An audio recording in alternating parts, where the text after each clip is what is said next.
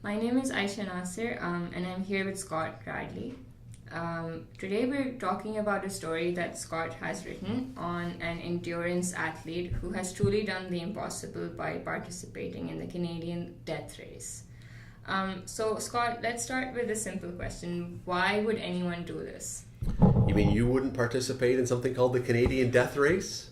I'm not sure I would. It kind of sounds like something from the Hunger Games, doesn't it? That's true. Very It's not distinct. exactly that. There's no spears. There's no actual death involved. Well, you hope there's no death involved. As far as I know, there's never been any death involved.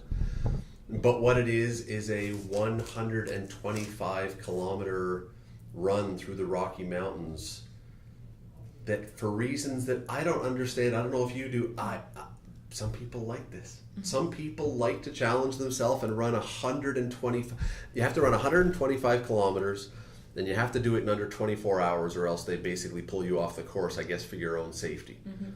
And so there's this local woman. Now, there's other locals as well, but there's a local woman named Jennifer Halliwell who did it this year. There's, as I say, there's other Hamiltonians, but her husband had done it in 2015. Her two children, 8 and 10, did the children's version of it this year. It's not 125 kilometers. If you made your kids run 125 kilometers, Children's Aid would be called pretty quickly. But she did it in 22 hours and 30 minutes, which is, it's stunning to me that you would do anything for 22 and a half hours, let alone running for 22 and a half hours solid. That's true. That's true. So, I know that you've written on marathon and endurance sports before. So, is there a common theme that runs through the motivations behind the sport, or is every story different and unique to the individual themselves?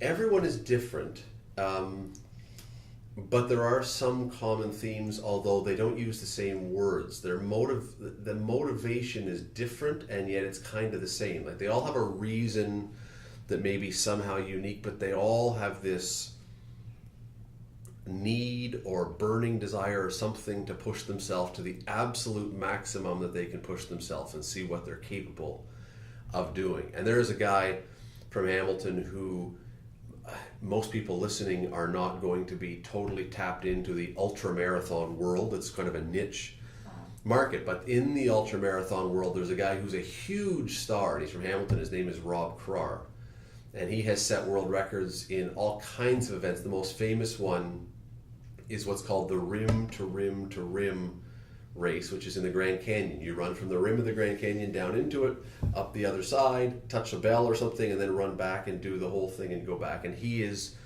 set the record by like an hour and a half in that. Like, he's just an amazing athlete at this. And there are other people as well. We have a photographer here at the paper who 6 or 7 years ago did a 100-mile run. John Renison, who was once upon a time an ultra marathoner. There's a lawyer in town named Monica Schultz who has done this kind of thing.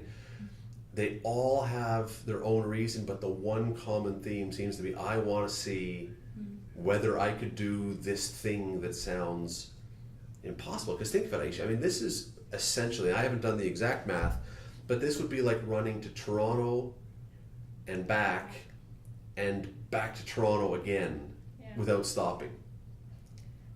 I don't want to drive that far.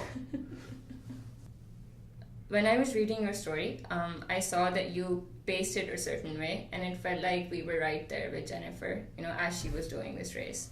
So, as a sports reporter, what sort of details are you careful about when interviewing someone who is retelling an achievement? I just think you use the word details. I think details are the thing that make this interesting. I think when you have them tell you what you try to get, now you can't feel what they're feeling. I have no idea what it feels like to run 125 kilometers. If I run 10 minutes on the treadmill, I want to stop. I have no idea.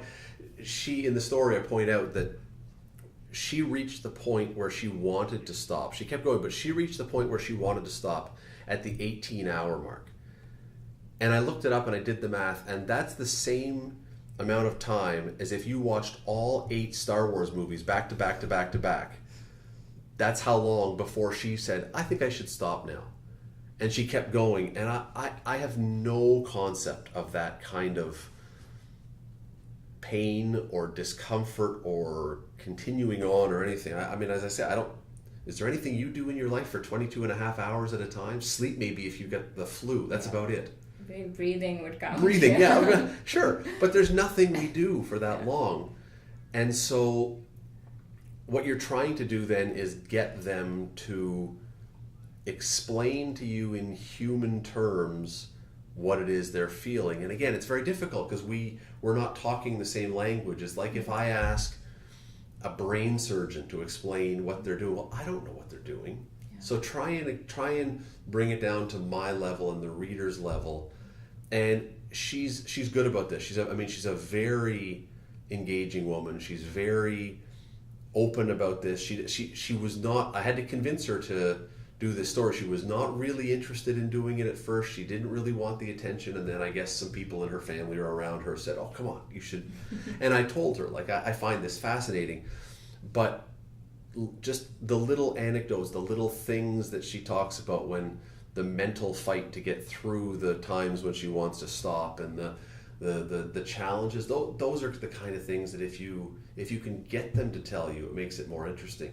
And again, to go back to the Rob Krar, who's the other guy who's really outstanding at this, when he talks about it, and again, different types of people, his discussion is that he basically goes into a really dark place, that he just sort of disappears into a dark part of his person and stays there for 15, 16 hours until he's done, and then he emerges again and he's a lovely, genuinely happy, pleasant guy, but don't get in his way when he's running because he is in his masochistic kind of zone. So you hope that it's interesting. I mean, I hope it's interesting, but the only way it's interesting is when they make it interesting by telling you those details. Yeah. Is it advisable from a health and safety perspective to take part in this extreme level of sport? And should the story come with a health advisory? That's an interesting question. I would suggest that in the entire city of Hamilton, there might be maybe, 50 people, maybe, who would even ever contemplate this. And they're not me or you. Now, you may be in the most wonderful shape ever. I'm not. And so I would never get up off my couch and just say, I'm running 125 kilometers tomorrow. I mean, she only started running 6 years ago, which I find stunning. But she's been running pretty constantly for 6 years. So she is fit, she's prepared, she's done these things before. No one's going to just leap into it. It's not like someone is just going up to jump out of a plane for the first time and they've never had training in parachute opening and they just jump and they go, I'll figure it out on my way down. She has trained for this, she's prepared for this. Her training, while she was doing stuff all through the week, every Friday for months, every Friday she would do 20K, Saturday she would do 20K, Sunday she would do 40K. And that was just week after week after week to build up to this. So I don't think there's a health warning, but I think that, again, most people would look at this and rather than say, I really want to do that, most people will look at this and go, that is one odd hobby. Because I could not fathom doing that. But the interesting thing, Ayesha, to me is I'm really not writing this for the people who might be interested in doing this kind of thing. Because if they are, they're already out there. They already know about this race. I'm way more interested in writing this for the people who have never heard of this, who can't fathom the concept, who just can't wrap their head around this kind of exertion. Those are the people that I think are going to be way more interested in this story, again, to try and understand why you would do this. And, there are people in different sports, in different facets of life that I just think there are mindsets that you have to have that I don't have. I could never be, for example, a UFC fighter. I don't have it in me to get into a cage and punch someone else in the face. That is just not, or get punched in the face myself. But there are people who they can do that, and they can be lovely people outside the cage, but when you go in there, something clicks and they become that person and then they leave. There are Hamiltonians, Jeff Joslin, Jessica Riccozzi, Josh Hill, who have done that. They're all wonderful people, but I wouldn't want to be in the cage with them because I don't have that mentality. This is another one like that. I have a daughter who's in nursing right now, and I've talked to her about I could never be a trauma surgeon or trauma nurse because of what comes through that swinging door. It would freak me out because you don't know. It's gross. People have broken legs and bones sticking out of them and cuts, and that's what makes this so interesting to me because it's a world that I just can't even wrap my head around. Yeah. So that's all the time we have. Thank you